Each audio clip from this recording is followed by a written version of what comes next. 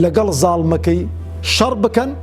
نيلا ظلمكي بكهتاوك وتسليم بشريعة خواي قورد بي تبارك وتعالى. وبالي او هالبجارني كدادي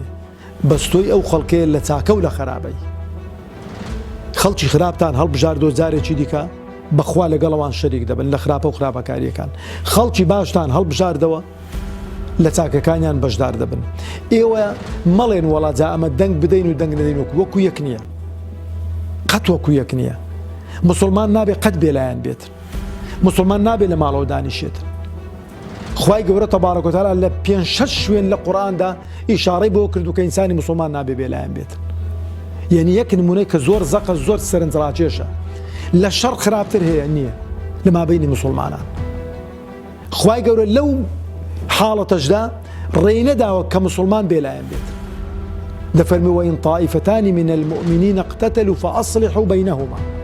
كاتي كدو طائفة مسلمانا بشر دين طائفة سيم كلا شركة داني دل برون صلح يمكن دامنيش إلا مالوا ساوي أنت مكان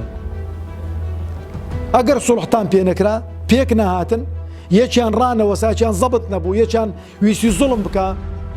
ها فإن بغت إحداهما على الأخرى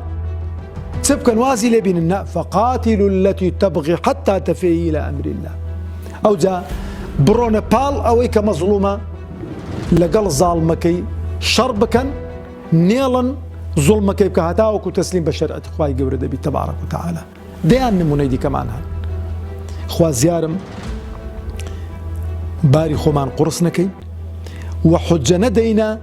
ظالم واستمكارم بلين ولا كاكا زا خلق دنجي بيداوين با خلق دنج بنگو بداتن كنجي جيان دنج بنگو دو ايوة تدكن بيكا